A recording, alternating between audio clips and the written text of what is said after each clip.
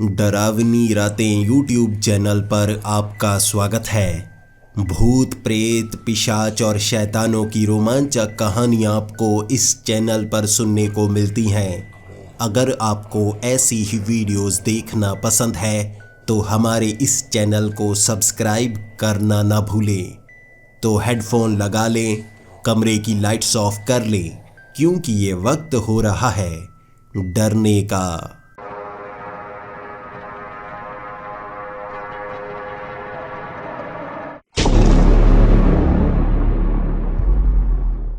1.5 साल पिछले 1.5 साल से मैं कोशिश तो कर रहा था कि मुझे छुट्टी मिल जाए, लेकिन छुट्टी मिल ही नहीं पा रही थी। जबकि मेरे साथी, मेरे दोस्त वो छुट्टी लेकर घर भी जा चुके थे और कुछ तो वापस भी आ चुके थे। मैं अपने सीनियर्स की बहुत मिन्नतें कर रहा था कि छुट्टी दे दीजिए, मेरे रिश्ते की बात चल रही है। माँ बार बार कहती है जब तुम घर आओगे ना तब तुम्हें कई लड़कियों से मिलवाया जाएगा, लेकिन मुझे छुट्टी मिल ही नहीं पा रही थी।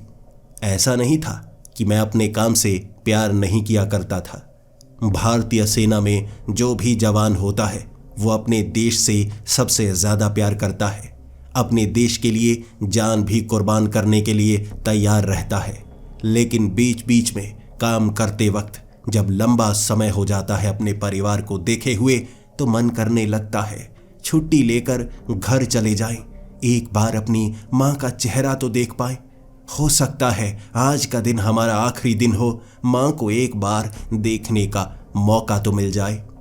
1.5 सालों से मैं इंतज़ार किए जा रहा था, अपने सीनियर्स को बताने की कोशिश कर रहा था बस कुछ महीने की छुट्टी दे दीजिए। इतने लंबे समय से कोई छुट्टी नहीं ली है मैंने, लेकिन मेरी छुट्टी काफ़ी नज़दीक थी।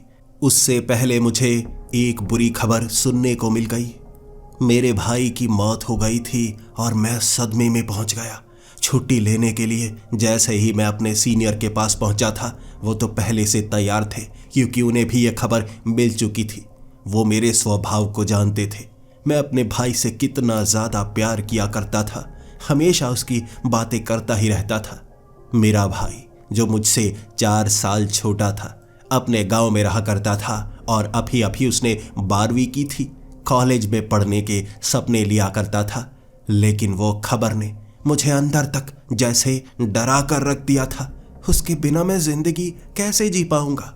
क्या मैं अपना काम कर पाऊंगा भी या नहीं? घर पहुंचने में मुझे लगभग 1 दिन का सफ़र तय करना पड़ा। मेरी तैनाती बहुत ज़्यादा दूर थी।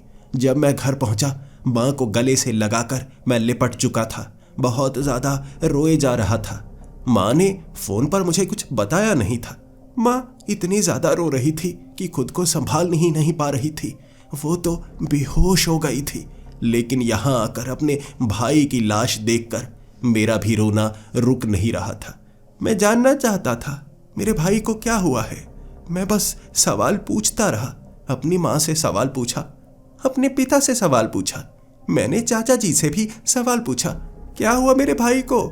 इतना तो स्वस्थ था, वो तो जिम भी जाया करता था पास के गांव में, आखिर उसे क्या हो गया?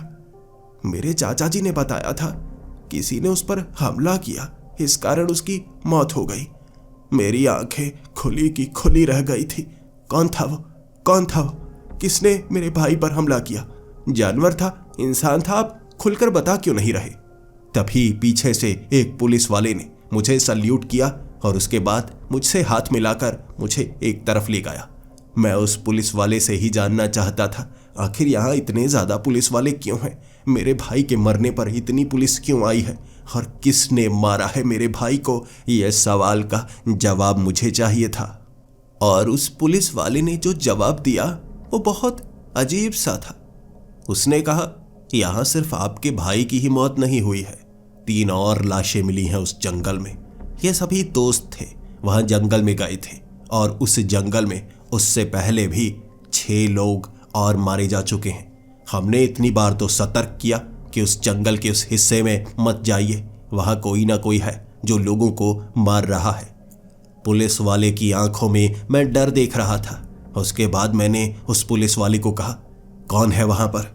क्या वहाँ पर कोई आतंकवादी छिपे हुए हैं? अगर हैं तो बताइए, उन पर एक्शन कैसे लिया जाए। मैं भी अपने सीनियर से बात करने की कोशिश करूंगा। पहुंच मेरी भी काफ़ी ऊपर है। आप क्या चाहते हैं? आपको किस तरह की परमिशन चाहिए? क्या कोई बड़ा आदमी तो नहीं है जो इसमें इन्वॉल्व है? बताइए। मुझे अपने भाई का बदला चाहिए। जिसने मेरे भाई को मारा है ना, मैं उसे जेल तक पहुंचाना चाहूंगा। लेकिन उस पुलिस वाले ने जवाब दिया था, जिसने आपके भाई को मारा है आप उसे जेल तक पहुंचा ही नहीं सकते। हमने भी कोशिश कर ली है लेकिन उसे जेल तक पहुंचाया नहीं जा सकता, हम मजबूर हैं। पुलिस वाले की आंखों में डर देखकर मैंने हक्का बक्का होकर उनसे कहा था, मैं देश की सेवा के लिए लगा रहता हूं। मुझे नहीं पता मैं किस दिन मारा जाऊं, लेकिन मुझे अब मेरा परिवार सुरक्षित चाहिए। मेरा भाई मारा गया, किसी ने मेरे भाई को मार दिया और मैं उस कातिल को जेल तक नहीं पहुंचा सकता। ऐसी बात आप क्यों कर रहे हैं? पुलिस वाले ने तब मुझे कहा, हम भी नहीं जानते कि वो इंसान है या शैतान है। जिसने उसे देखा वो बहुत ज़्यादा जख्मी हुआ और जो बहुत करीब गया वो मारा गया। बहुत कम लोग हैं जो उसके हाथ से बचकर आए हैं। आज तक किसी को नहीं पता वो किन लोगों को छोड़ता है और किन को मारता है। लेकिन उस जंगल में हमने सुना है एक ब्रह्म पिशाच रहता है। उस पुलिस वाले की ज़बान से ये शब्द सुनकर मैं बहुत ज़्यादा गुस्से में आ गया था और मैं उसे कहने लगा था, अगर जंगल में कोई भेड़िया होता, शेर होता, कोई भी होता, मैं उस पर यकीन कर लेता। लेकिन ब्रह्म पिशाच, आप कैसी बातें कर रहे हैं? ये प्राचीन कहानियां हैं, पता नहीं कैसी झूठी कहानियां बनाई गई हैं। मैं इन पर ज़रा भी यकीन नहीं करता। मैं सरहद पर देश की सेवा करता हूं और मैं जानता हूं शैतान कैसे होते हैं। शैतान इंसानों के अंदर ही बसे होते हैं। हम इंसान शैतान बन जाते हैं, उनके सिवा ऐसी कोई शक्ति नहीं होती। पुलिस वाला बात मानने को तैयार नहीं। उसने बस यही कहा था, हम आपकी मदद नहीं कर सकते। उस जंगल में कई बार पुलिस वाले जा चुके हैं, 3 पुलिस वाले मारे भी जा चुके हैं, लेकिन वो ब्रह्म पिशाच को पकड़ना असंभव के समान है। इसीलिए जंगल के सारे रास्ते बंद कर दिए गए हैं। उन इलाकों में अब किसी को जाने नहीं दिया जाता। वहां पर पहले एक सड़क हुआ करती थी। वो सड़क आगे वाले एक पहाड़ तक जाती थी। वहां पहाड़ पर घूमने के लिए कई लोग जाया करते थे, लेकिन अब उस पहाड़ को, उस रास्ते को बंद कर दिया गया है। वैसे भी आगे कोई खास घर नहीं है। जितने लोग वहां रहा करते थे, कोई 10 से 15 घर थे, उन्हें हम खाली करवा चुके हैं। अब वहां कोई नहीं जाता। अब आपके भाई का बदला हम नहीं ले सकते। देखिए, सच बात है, सबने यही कहा है कि वो एक ब्रह्म पिशाच है। पुलिस वाले पर गुस्सा तो था मेरा, लेकिन भाई की मौत का गम मुझे कुछ करने पर मजबूर कर रहा था। उसके बाद मेरे भाई का अंतिम संस्कार हुआ। तीसरे दिन मैं पुलिस स्टेशन पहुंचा था, लेकिन हर पुलिस वाला मुझे यही कहे जा रहा। मैं अब उनके सीनियर से मिलना चाहता था। मैं इस इलाके के एमएलए से मिलना चाहता था। सबसे मिलकर मैं यही कहे जा रहा, वहां जंगल में कोई है जो लोगों को मार रहा है। और जैसी मौतें हुई हैं, मैंने खास तौर पर खुद देखा, शरीर पर जो घाव थे ना, वो किसी जानवर के नहीं थे। ऐसा लग रहा था किसी इंसान ने किसी तेजधार हथियार से वार किए हैं, यानी मेरे भाई को किसी इंसान ने मारा है। मैं न्याय चाहता हूं। क्या यहाँ न्याय भी नहीं मिलेगा? वो एमएलए ने कहा था, मेरे यहाँ पीए हुआ करता था। वो पीए भी उस जंगल में शिकार करने के लिए जाता था। सुना होगा तुमने, कई लोग उस जंगल में मारे गए। मेरा वो पीए भी उनमें शामिल था। मैंने खुद उसकी लाश देखी है और उसके शरीर पर जैसे घाव थे। और एक ऐसा इंसान, चश्मदीद इंसान, जिसने उस ब्रह्म पिशाच को अपनी आंखों से देखा था। वैसे तुम्हें और भी चश्मदीद गवाह मिल जाएंगे, लेकिन वो तो मेरा करीबी था, मुझसे झूठ नहीं बोल सकता था। एमएलए भी मानने को तैयार नहीं, पुलिस वाले भी मानने को तैयार नहीं। अगर आपको न्याय चाहिए, आपकी कोई मदद ना करे तो आप क्या करेंगे? मुझे लगा सेना में मुझे जो सिखाया गया है, मुझे उसका इस्तेमाल करना चाहिए। अगर आपको न्याय ना मिले तो न्याय छीन कर लेना ही पड़ता है। शायद मुझे खुद जाना होगा उस जंगल में।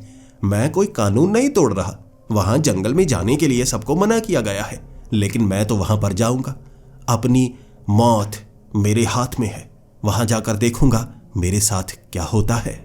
जब मैंने इस बात के बारे में अपनी माँ को बताया था, मेरी माँ कह रही थी, नहीं तुम उस जंगल में मत जाना, अगर तुम्हें कुछ हो गया तो हमारा कोई नहीं बचेगा। मैंने माँ को कहा था, माँ भारतीय सेना में हमें मरना ही सिखाया जाता है, मौत से मैं नहीं डरता है, लेकिन मैं देखना चाहूंगा आखिर उस जंगल में क्या है जो सबसे मिला हुआ है। मुझे लगता है कोई ना कोई ऐसा संगठन है जो उस जंगल में काम करता है। पुलिस वाले भी उनके नीचे ही काम कर रहे हैं, कोई मानने को तैयार नहीं। मैं पूरे सबूत इकट्ठे करूंगा, देखूंगा आखिर कातिल कौन है जिसने मेरे भाई को मारा है, और अगर मेरे हाथों में हुआ शायद मैं उसे जिंदा ना छोड़ूं। अपनी माँ को समझाया मैंने, और मेरे पास एक रिवॉल्वर थी, लाइसेंस्ड रिवॉल्वर, जो हमेशा मेरे पास रहा करती थी। उसे लेकर जंगल में निकला था। बहुत सारा और सामान। हमें जंगल में रहना सिखाया जाता है, अकेले रहना, मौत की कगार पर। जहां आम इंसान मौत के डर से भाग जाए, हम वहीं से काम शुरू करते हैं। जैसे जैसे मैं घने जंगल के अंदर जाता जा रहा था, जिस सड़क की बात पुलिस वाले ने बताई थी वो बिल्कुल सही थी। साफ सुथरी वो सड़क जिस पर चलकर मैं आगे बढ़ सकता था, और वो जो आगे वाला पहाड़ था काफी ज्यादा दूर। ये 30 किलोमीटर का बड़ा इलाका था। इसी इलाके में ज्यादातर घटनाएं हो रही थी, जिसकी जानकारी मैंने पहले से इकट्ठी कर ली थी। मैंने उस इलाके का पता लगा रखा था जहां पर मेरा भाई अपने दोस्तों के साथ बस घूमने के लिए गया था।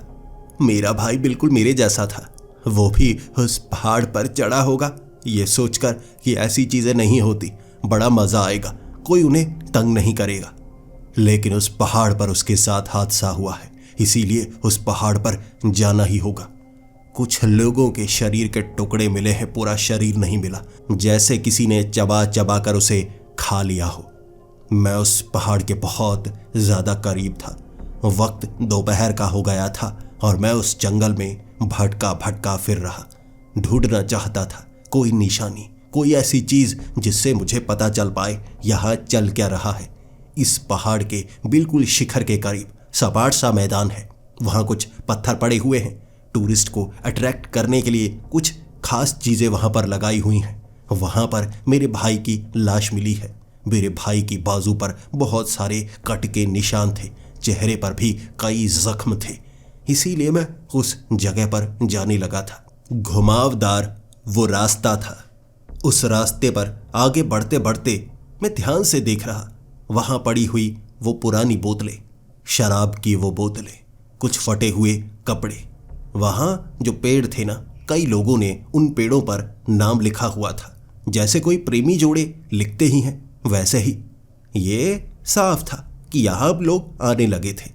मैं इस गांव को काफी पहले छोड़ चुका था, शहर में रहने लगा था। फिर मैं भारतीय सेना में तैनात हो गया था। तब से मैंने इस इलाके को नहीं देखा। सुनने को मिल रहा था कि यहाँ पर टूरिस्ट अट्रैक्शन बनाई जा रही है।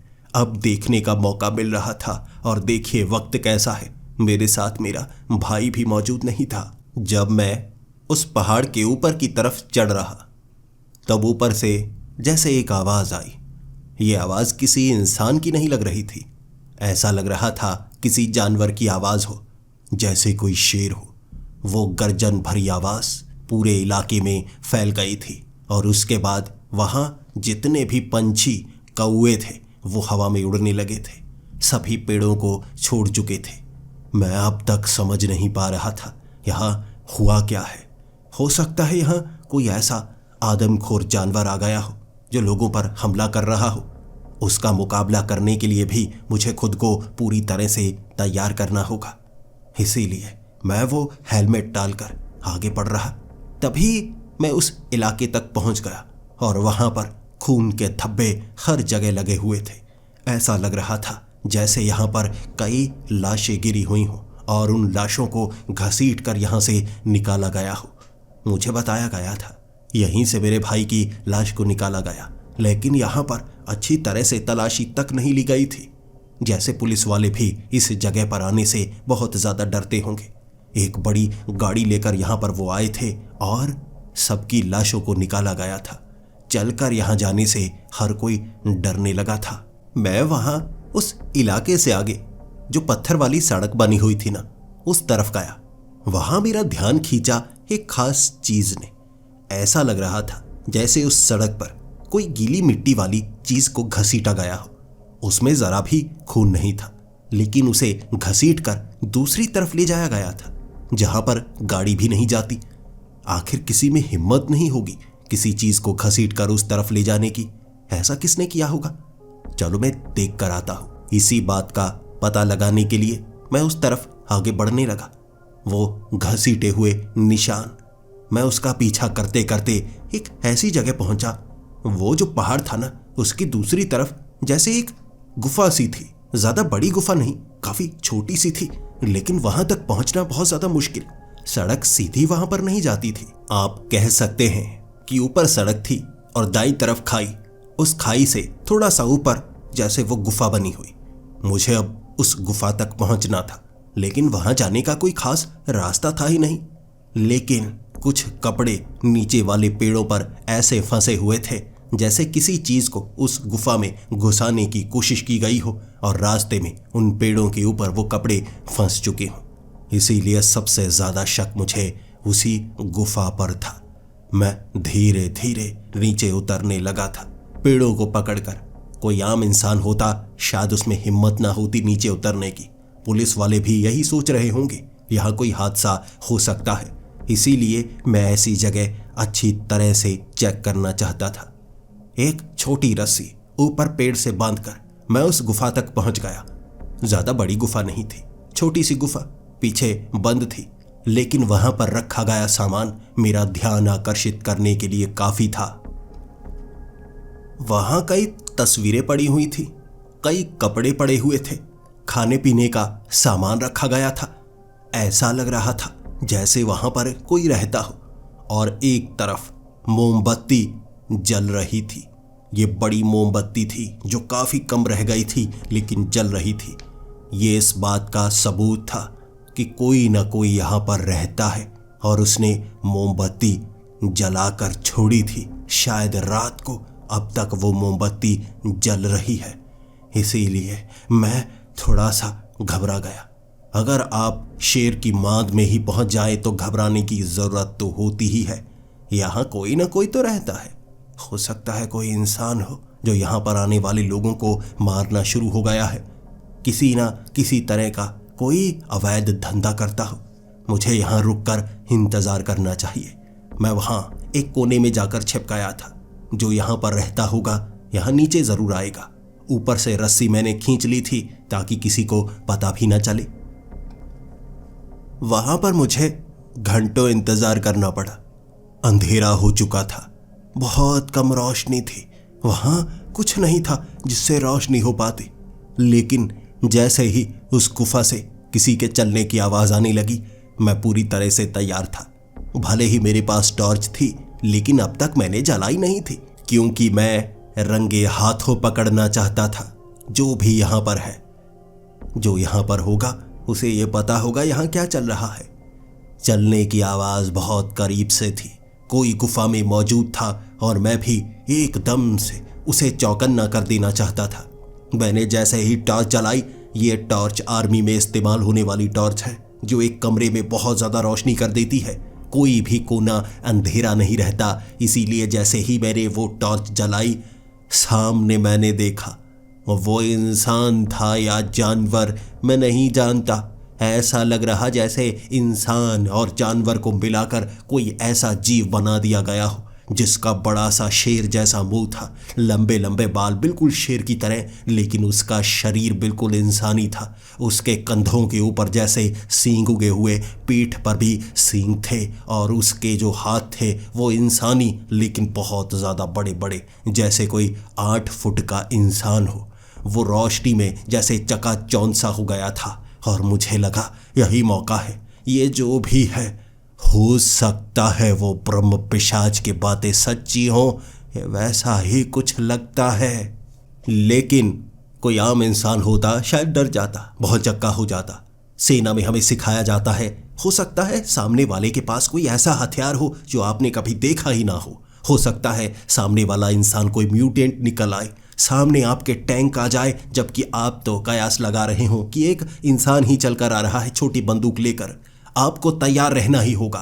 इसीलिए वहां पर भी मैं तैयार था। एक पल में मेरा दिमाग चला, यह ब्रह्म पिशाच ही हो सकता है, लेकिन बंदूक से चली गोली का कोई भी सामना नहीं कर सकता। मैंने सीधा उस तरफ वो टॉर्च कर दी थी। उसकी आंखें चुधिया गई थी और मैंने वो रिवॉल्वर निकाली और सीधा उसके सर पर वो गोली जब मैंने मारी थी, सर में छेद हो गया था। वो गोली उसके पार तो नहीं पहुंची, लेकिन उसके सर में ही थी।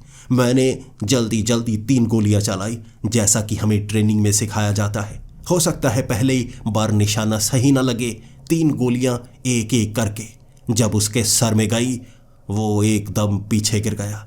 यह जो भी जानवर था, इंसान था, मास्क पहने, मुझे अब पता लगने वाला था। वो पीछे गिर चुका था और मैं टॉर्च लेकर जैसे ही उसके करीब गया, उसके माथे में बने हुए वो 3 छेद देखकर मुझे खुशी हुई थी। वहां उसके माथे से हरे रंग का अजीब सा खून निकल रहा। मैं समझ ही नहीं पा रहा। पहले उसके कंधे पर आए वो सींग मैंने हिलाने की कोशिश की, ये कहीं कोई इंसान तो नहीं जो मास्क पहने लोगों को डरा रहा हो, लेकिन सच में वो जानवर ही था, जिसके शरीर से ऐसी बदबू आ रही जो सूंघी नहीं जा रही थी। वो पूरी की पूरी गुफा जैसे उसकी बदबू से ना सांस लेने लायक बन गई थी। लेकिन मैं सीधा उसकी छाती पर पैर रखते हुए रिवॉल्वर से 2 और गोलियां चलाई थी। आंखों में आंसू आ गए थे। अपने भाई का बदला लेना चाहता था। गोलियां मैंने चलाई। मैं पूरी रिवॉल्वर को खाली कर चुका था। मैं 6 गोलियां चलाने के बाद रिवॉल्वर को जेब में डालकर कहने लगा, तूने मेरे भाई को मारा, तू जो भी है, अब मौत को तू भी कबूल कर। अचानक उसने आंखें खोली। सर पर गोली लगने के बाद जानवर हो या इंसान हो, आंखें खोल ही नहीं सकता। लेकिन उसने जब आंखें खोली और मैं उसकी छाती पर पैर रखे हुए उसे नीचे दबाए रखना चाहता था, उसने मुझे धक्का देकर जब पीछे गिराया, मैं दीवार से सट गया। और जब वो उठकर खड़ा हुआ, यह दृश्य मैं पहली बार देख रहा था। ऐसा तो कभी सिखाया भी नहीं जाता। जब माथे में गोली लगती है तो माथे के अंदर रहनी चाहिए। टक टक करके उसके सर से 3 गोलियां निकली थी। सीने से भी 3 गोलियां जो मैंने मारी वो निकली और 6 की 6 गोलियां बिल्कुल जैसे सपाट बनी हुई जमीन पर पड़ी थी और उसके घाव धीरे धीरे भरने लगे जैसे वो प्लास्टिक का बना हो। मेरे हाथ पांव फूलने लगे थे। मेरी सोच समझ से परे की घटना हो चुकी थी। मैं सिर्फ इसीलिए बचा हुआ था कि उसकी आंखें चुधियाई हुई थी। जो मैं टॉर्च हाथ में पकड़े हुए था वो सीधा रोशनी की तरफ बढ़ने लगा। उसने जब पंजा मारा था, मेरी छाती के ऊपर का मांस उधेड़ कर रख दिया था। उसके बाद उसने मुझे जकड़ लिया। टॉर्च तो मेरे हाथ से फिसलकर एक तरफ गिर चुकी थी और मैंने उसे धक्का दिया। उसके चेहरे पर 2-3 मुक्के भी मारे थे, लेकिन उस पर कोई फर्क नहीं पड़ रहा था। ऐसा लग रहा था मैं पत्थर पर मुक्के मार रहा हूं। उसकी वो बड़ी बड़ी आंखें मेरी तरफ जब वो देख रहा, मैं कयास लगा रहा था कि वो कोई अजीब सा जानवर होगा जिसे ब्रह्म पिशाच कहते हैं। वो अब सीधा मुझे मारेगा। लेकिन उसकी जबान से निकले हुए वो शब्द काफी थे ये बताने के लिए, ये जैसे कोई इंसान ही हो। तुम यहां पर आ तो गए हो, लेकिन तुम जिंदा नहीं बचोगे। तुम एक इंसान हो, एक ऐसे इंसान जो गलतियां करते ही रहते हैं। ये कहकर उसने मुझे धक्का दिया, पीछे दीवार पर मारा। मेरी एक तरफ की 2 पसलियां जैसे टूट गई थी और काफी ज्यादा दर्द भी होने लगा था। उसने एक और पंजा मारा था। मेरी जो शर्ट ऊपर से फट गई थी, मैंने इतने में अपनी टांग में, अपनी जुराब में रखे हुए उस चाकू को निकाला और आगे कर दिया। उसने जैसे पंजा मारने की कोशिश की थी मेरे मुंह पर। नीचे की तरफ सर करके मैंने चाकू ऊपर कर दिया और वो चाकू उसके पंजे के बिल्कुल बीच में कट गया था, आर पार हो गया था और इसीलिए उसे शायद दर्द हुआ होगा। वो एक झटके से बिल्कुल पीछे की तरफ हो गया। लेकिन उसने जब वो चाकू अपने हाथ से निकाला, मेरी तरफ फेंका, तो उसके हाथ का वो जख्म भी भर गया था। हरे रंग का वो खून जो नीचे टपक रहा था, साफ ऐसा लग रहा जैसे घास का रंग निकालकर उसका अर्क उसके शरीर में डाल दिया गया हो। जमीन हरी हरी सी होने लगी थी। उसको दिया गया हर जख्म भरता जा रहा था। चाकू भी अब मेरे पास नहीं था। मैंने लड़ने की और भी कोशिश की, लेकिन वो बहुत ताकतवर था। मेरे दांव पेच उस पर चल नहीं पा रहे थे। उसकी गर्दन बहुत ज्यादा मोटी थी, उसका शरीर भी बड़ा तगड़ा था।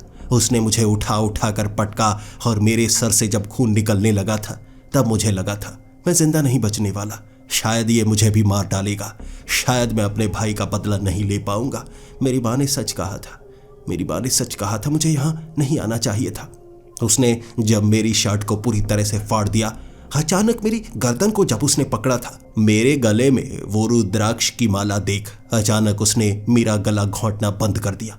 रुद्राक्ष की माला को अपने हाथ में ऐसे मरोड़ रहा था जैसे वो मनकों को गिनने की कोशिश कर रहा हो। उसके बाद उसने मुझे उठाया, मैं अधमरे की तरह था और उस गुफा से उसने नीचे मुझे उस नदी में फेंक दिया।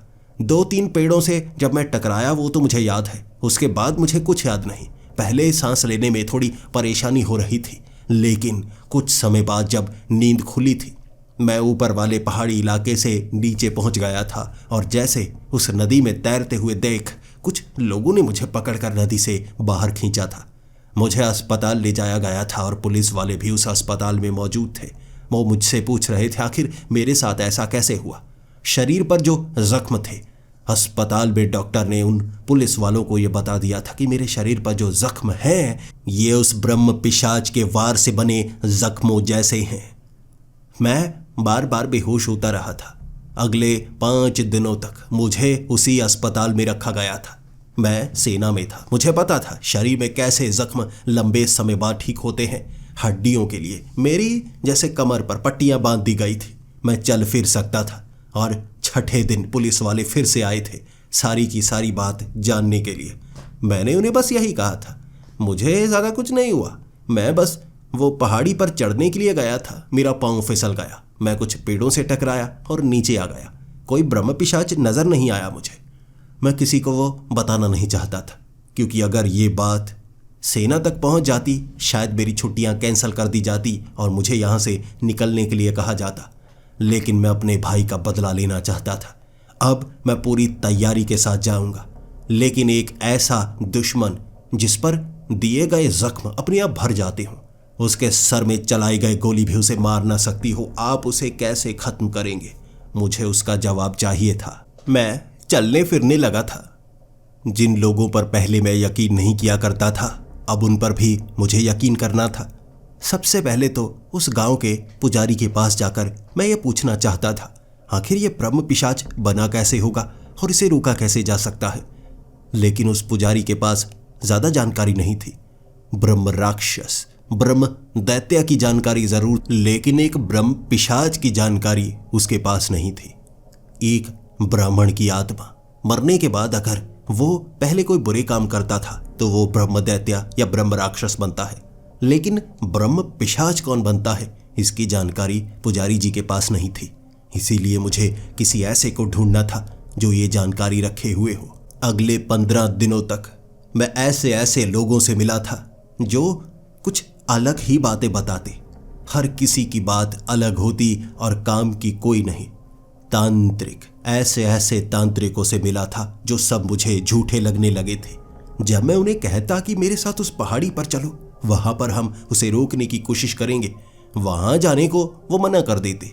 मुझे बताते कि ऐसा ऐसा करने से उस ब्रह्म पिशाच से लड़ा जा सकता है, उसे दूर भगाया जा सकता है। कुछ इतने डरपोक थे वो मुझे और लोगों के पास भेजते, लेकिन उनका काम सिर्फ ठगना था, यह साफ हो चुका था। 15 दिनों से हताश निराश मुझे लग रहा था मेरी छुट्टियां भी खत्म हो जाएंगी और अपने भाई का बदला भी नहीं ले पाऊंगा।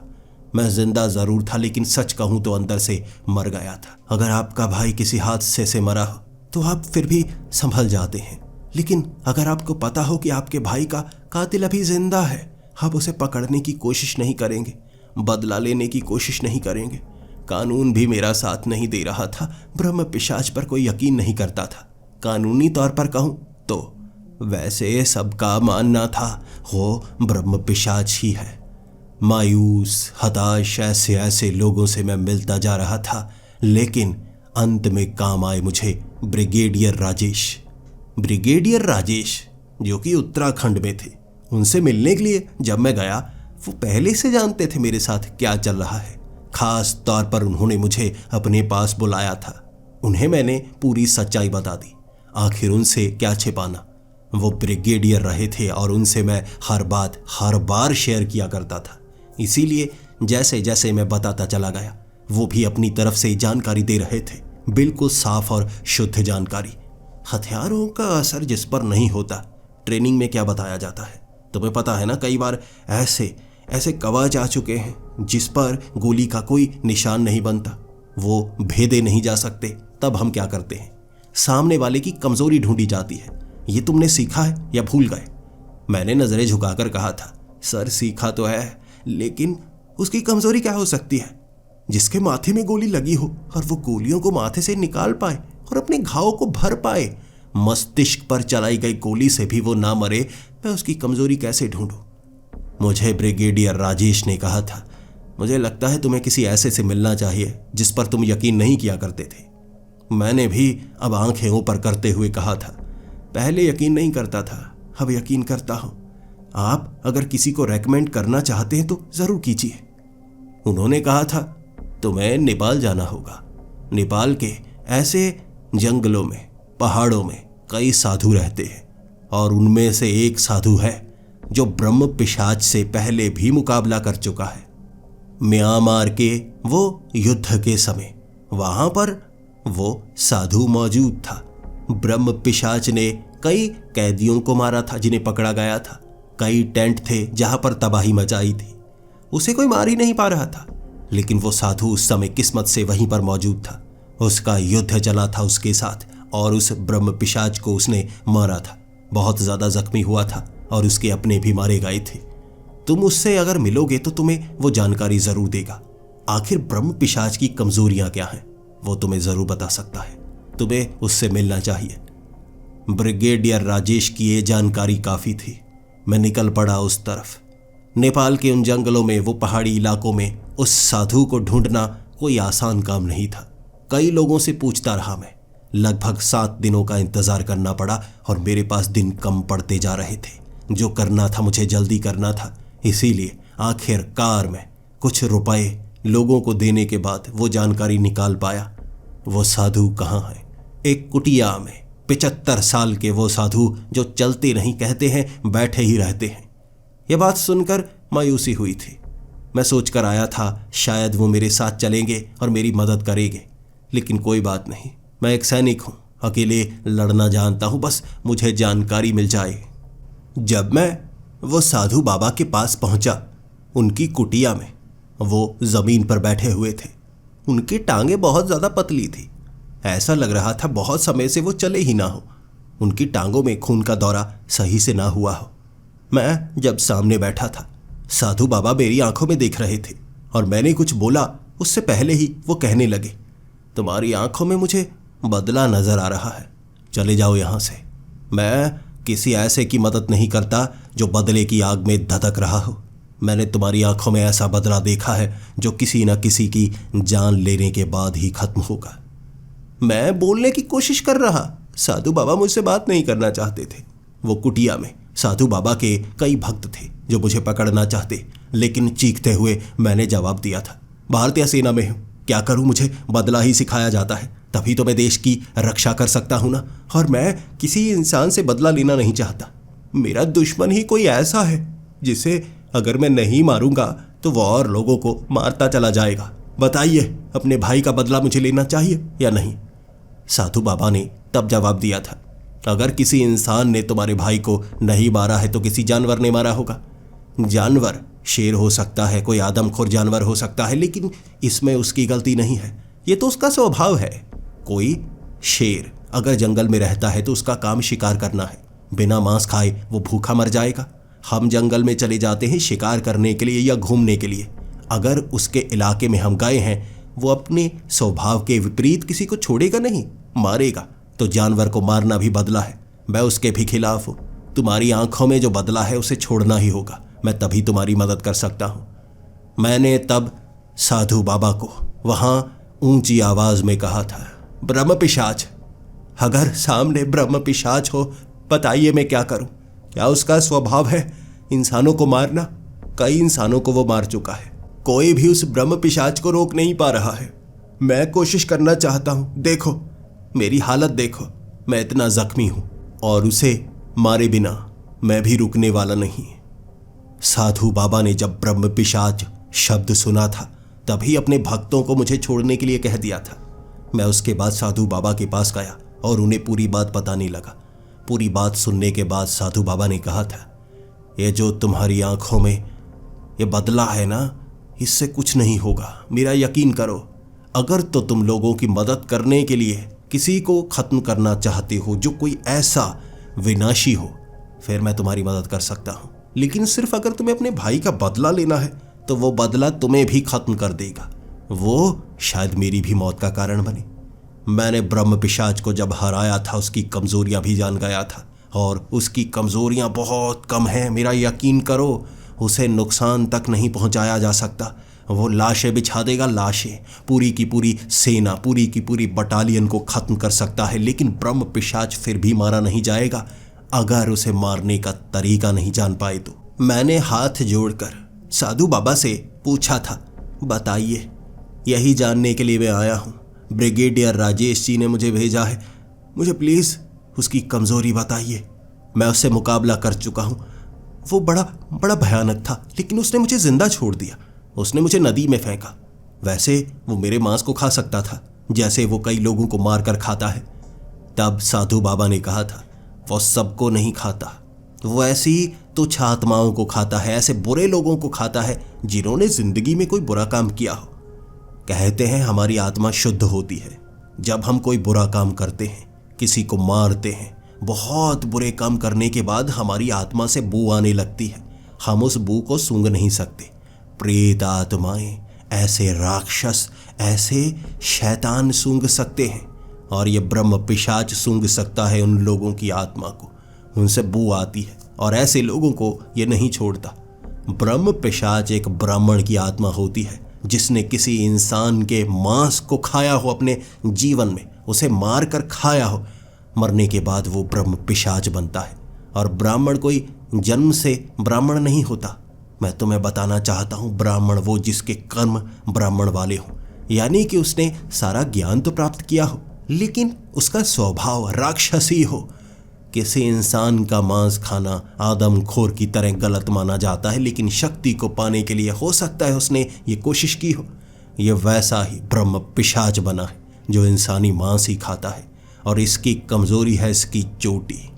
इसके सर के पीछे के बाल एक छोटी जगह से आ रहे होंगे, इसने उस बालों को काटा होगा और एक पेड़ से बांधा होगा, इससे इसकी शक्ति बंध गई है। अब ये सिर्फ एक कमजोरी से जुड़ा है, वो पेड़ के साथ बंधी इसकी बालों की वो चोटी। वो बाल बढ़ रहे होंगे। तुम्हें उसी जंगल में, उस इलाके में ऐसा पेड़ ढूंढना होगा जिसके ऊपर छोटे से बाल लगे हों, छोटा सा गुच्छा होगा लेकिन वो बढ़ रहा होगा, पेड़ पर लगाया। वो बालों को काटना होगा, उसे खत्म करना होगा, तो ये ब्रह्म पिशाच साधारण हो जाएगा। इस पर किया गया वार इसे मारने के लिए काफी होगा, लेकिन वो पेड़ तक पहुंचना मुश्किल है। ये किसी को पहुंचने नहीं देगा, उसे ढूंढने नहीं देगा, उसे छिपाया ऐसी जगह पर होगा कि कोई ढूंढ ना पाए। क्या तुम ये काम कर सकते हो? फिर मैं साधु बाबा से मदद तो चाहता था, क्या मैं ये काम अकेला कर पाऊंगा? कोई मेरा साथ देने को तैयार तो था नहीं। मैंने साधु बाबा को कहा, क्या कोई मेरे साथ जा सकता है? कोई ऐसा जो आपकी तरह ताकतवर हो, जिसे जानकारी हो। शायद मैं उस चोटी को ढूंढ ना पाऊं, आप शायद ढूंढ सकते हैं। तब साधु बाबा ने कहा, तुम कुटिया से बाहर जाओ, तुम्हारे साथ साथ मैं भी आता हूं चलकर। उन्होंने कहा चलकर। मैं उनकी टांगों की तरफ देखने लगा।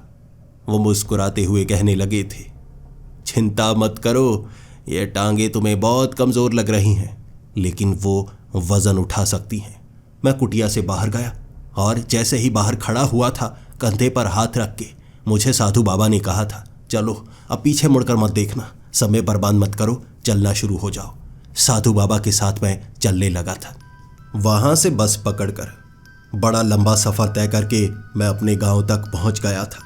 साधु बाबा मेरे साथ थे, उस पहाड़ी पर चढ़ रहे, कमज़ोर सी टांगे लेकिन चल पा रहे थे, वज़न उठा पा रहे थे अपने कंधे पर। इतने ताकतवर कैसे हो गए मैं समझ ही नहीं पा रहा था। लेकिन उस जंगल में जैसे ही हम पहुँचे, वहाँ जगह जगह वो जैसे चंदन की लकड़ियाँ छिपाने लगे और कहने लगे थे, पवित्र पेड़ों के आसपास वो ब्रह्म पिशाच नहीं आते। ये लकड़ियों को संभाल कर रखो। ये चंदन की लकड़ी को तुम जिस पेड़ के नीचे लगाओगे उस पेड़ के ऊपर वो ब्रह्म पिशाच चढ़ नहीं पाएगा। अगर ऊपर नहीं चढ़ पाएगा तो नीचे रहेगा, यानी हम पर हमला करने के लिए उसे सामने से वार करना होगा।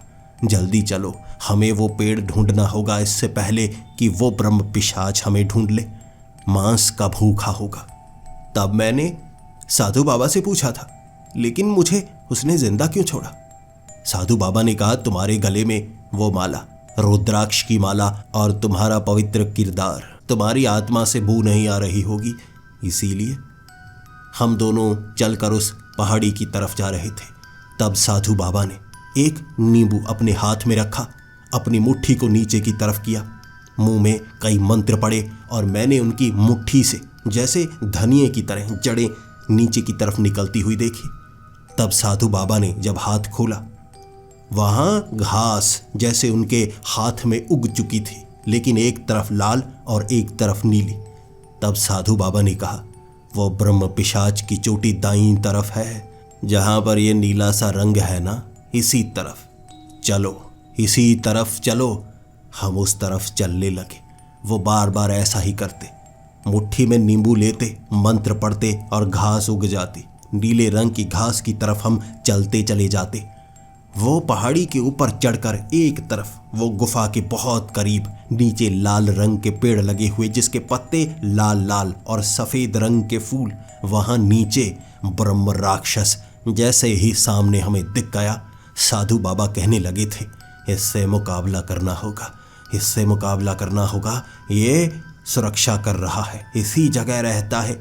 इसीलिए मैंने उस ब्रह्म पिशाच पर देखते ही गोलियां चलानी शुरू कर दी। मैं उस रिवॉल्वर से गोली चलाता जा रहा था। उसके सर पर गोली चलाई, उसके शरीर पर गोली चलाई। वो पीछे गिर चुका था, लेकिन फिर से उठकर खड़ा होने लगा। तब साधु बाबा कहने लगे, वो देखो पीछे लाल रंग का पेड़, उस पर कुछ चमक रहा है, वहां पर इसकी चोटी लगी होगी। जल्दी से जाकर उस चोटी को काटो। उस चोटी को काटने के बाद इस पर वार करना, गोलियां बर्बाद मत करो। तब तक इसे मैं संभालता हूं, मैं इसे खुद ही संभाल लूंगा। मुझे साधु बाबा ने यह कहा। मैं पीछे भागने लगा। मुझे ब्रह्म पिशाच ने पकड़ने की कोशिश तो की, लेकिन साधु बाबा की शक्ति तब समझ में आई। साधु बाबा ने उसका पैर पकड़ लिया। उसका पैर पकड़ते ही उसके पाँव में एक ऐसा धागा बांध दिया कि वो जमीन से जुड़ गया। उसका एक पैर जैसे मिट्टी में धंस चुका था, जिसे खींच कर भी वो बाहर नहीं निकाल पा रहा। मैं तो भागा भागा जा रहा, उस पेड़ के इर्द गिर्द घूमता जा रहा। मुझे उसकी चोटी नहीं मिल रही, बाल जो अपने आप बढ़ रहे हों। साधु बाबा को मैंने इशारा करके कहा था, यहाँ तो नहीं है। साधु बाबा कहने लगे, मुझे शक्ति यहीं पर महसूस हो रही है। कहाँ होगी वो चोटी? पास में तालाब था, इर्द गिर्द जितने भी पेड़, उन पेड़ों के ऊपर मैं देख रहा, कोई चोटी नहीं थी। हाथ में वो चाकू लिए चोटी को काटना था, लेकिन साधु बाबा वो ब्रह्म पिशाच से लड़ रहे। साधु बाबा उसे पटक रहे थे और वो ब्रह्म पिशाच भी बराबरी का मुकाबला कर रहा। साधु बाबा को जब उसने पटका, साधु बाबा जैसे जमीन में धंस चुके थे, फिर से निकलकर उसे पकड़ लेते। वो बार बार उसकी टांग को पकड़कर जमीन से चिपका देते, जिससे वो ब्रह्म पिशाच मुझ पर हमला नहीं कर पा रहा। गोलियां सिर्फ 2 ही बची थी, मुझे उसकी चोटी नहीं मिल रही। मैं मायूस हो गया था और साधु बाबा भी बहुत जख्मी। वो बार बार साधु बाबा की छाती पर वार कर रहा। एक बाजू कट चुकी थी, एक टांग साधु बाबा की कट चुकी। मैं उन्हें भी बचाना चाहता, लेकिन करता क्या? गोलियां चलाकर उसे रोक सकता था, लेकिन उसके बाद उसे मारता कैसे? तभी मैंने देखा, वो जो तालाब था ना, उसका पानी बिल्कुल साफ, और तालाब के बीच लगा हुआ एक पेड़ पानी के नीचे ऊपर से काटा गया, जैसे पानी के अंदर ही रहना चाहिए, उसे बाहर निकलने ही ना दिया गया हो। मेरी आंखें चमक गई और मैंने जैसे ही वो तालाब में छलांग लगाई, पीछे से ब्रह्म पिशाच चीखने लगा था, रुक जाओ वरना मैं इसे मार दूंगा। साधु बाबा भी कह रहे, मेरी फिक्र मत करो, मुझे कुछ नहीं होगा। मैं साधु बाबा की हिम्मत की दाद देता हूँ। वो जरा भी डर नहीं रहे थे। पानी में उस पेड़ के ऊपर लहरा रहे बाल, पूरे के पूरे तालाब में बाल ही बाल थे, लेकिन वो चोटी जिस पेड़ से जुड़ी हुई, मैंने चाकू से काटनी शुरू कर दी। जैसे जैसे मैं काटता गया, मेरी सांस रुकती जा रही थी। मैं बिना काटे पानी से बाहर नहीं आना चाहता था। पानी में छलांग लगाई थी उस ब्रह्म पिशाच ने। मैंने पूरी चोटी काट दी। जैसे ही उसने उस पेड़ को अपने नाखूनों से 2 फाड़ कर दिया, मैं पानी से बाहर आ गया। दूसरी तरफ गिरी हुई लाश दिखी थी मुझे। साधु बाबा 2 हिस्सों में कटे पड़े थे, मुंह से खून निकल रहा और वो मर चुके थे। वहां पर मैंने वो रिवॉल्वर जैसे ही ब्रह्म पिशाच के माथे की तरफ की, उसे आदत नहीं थी अपने सर पर गोली खाकर इस तरह जख्मी होने की। उसे लगा गोली खाकर वो वापस निकाल देगा। मैंने जब गोलियां उसके माथे पर मारी, उसका सर फटते हुए देखा। हरे रंग का वो खून मेरे शरीर पर था और उसकी लाश सामने जल रही थी। उसका खून अपने आप जलने लगा। मेरे शरीर पर भी कई निशान बन गए थे। मैंने अपनी आंखों से उस ब्रह्म पिशाच की हड्डियों को वहां गलते हुए देखा। एक निशान बन गया था जमीन पर और ऊपर लाश एक साधारण इंसान की, बहुत ज्यादा गली हुई। ऐसा लग रहा था उसमें कीड़े पड़ गए हों। मैं साधु बाबा के शरीर को उठाना चाहता था, वहां से जाना चाहता था। साधु बाबा जैसे जमीन में समा गए, मिट्टी ने जैसे अपने आगोश में ले लिया हो। महान इंसानों की इज्जत तो धरती माता करती ही है, शायद यही हुआ था। मैं जब उस पहाड़ी से नीचे उतरा तो जख्मी मैं भी था। पुलिस वालों को मैंने बताया था, गांव के कई लोगों को वहां आने के लिए मजबूर किया था। उस ब्रह्म पिशाच के लाश को देखने के लिए कई लोग आए। पुलिस वालों ने घेर कर उसे वहीं दफना दिया और ये राज को हमेशा के लिए राज रहने दिया। ऐसी चीजें दुनिया में फैलेंगी तो लोग और ज्यादा डरेंगे। लेकिन वो गली हुई लाश वहां कोई निकाल ना पाए, इसीलिए उसे अच्छी तरह से बंद किया गया था। साधु बाबा का कर्जदार था मैं। शायद वो कुटिया में वापस नहीं जा पाएंगे। वो भक्त इंतजार कर रहे होंगे, इसीलिए ब्रिगेडियर राजेश से इजाजत लेकर उनसे मिलकर मैं दोबारा नेपाल के उन्हीं पहाड़ों में चला गया था। साधु बाबा की कुटिया में जब मैं पहुंचा, वहां पर जैसे सभी भक्त अपने अपने काम में लगे हुए, जैसे किसी को कुछ पता ही ना हो। जब मैं उस कुटिया में पहुंचा था, मेरी आंखें फटी की फटी रह गई थी। साधु बाबा वहां सामने बैठे हुए मुस्कुरा रहे थे, बहुत ज्यादा खुश। मैं हैरान देखकर, साधु बाबा आप जिंदा कैसे हैं? मैंने आपको कटते हुए देखा था अपनी आंखों से। तभी एक तरफ से एक भक्त बोल पड़ा, अरे साधु बाबा को कटते देखा? साधु बाबा तो उठ ही नहीं सकते, यहीं पर थे जब आप बाहर निकले थे। उन्होंने कहा था मुझे कपड़े से ढांक दो, मैं समाधि पर जाना चाहता हूं। वो तो तब से समाधि पर थे, जैसे कल ही तो उठे हैं। यह बात सुनकर मेरी आंखें खुली की खुली रह गई और साधु बाबा ने कहा था, तुम्हारा काम हो चुका है, अब इन चीजों की गहराई में जाने की कोशिश मत करना। जो काम तुमने करना था मैंने तुम्हारी मदद कर दी। सवाल तो यही था, अगर आपका शरीर यहां था तो मेरे साथ कौन आया था? किसे उस ब्रह्म राक्षस ने काटा था? जवाब कभी मिल ही नहीं पाया। लेकिन मैंने अपने भाई का बदला जरूर ले लिया था। कुछ दिनों की छुट्टियां बिताने के बाद दोबारा सेना में तैनाती के लिए मैं चला गया था। यह मेरी जिंदगी की ऐसी घटना थी जिसे मैं सबसे ऊपर रखता हूं। एक ब्रह्म पिशाच जिसे मारना बहुत ज्यादा मुश्किल था। मैं बताना चाहता हूं, उसे मारने का तरीका यही है। अगर कोई ब्रह्म पिशाच आपके सामने आ जाए, बिना सोचे भागो। उसका मुकाबला करने की कोशिश मत करना बिना तैयारी के, वरना मौत निश्चित है।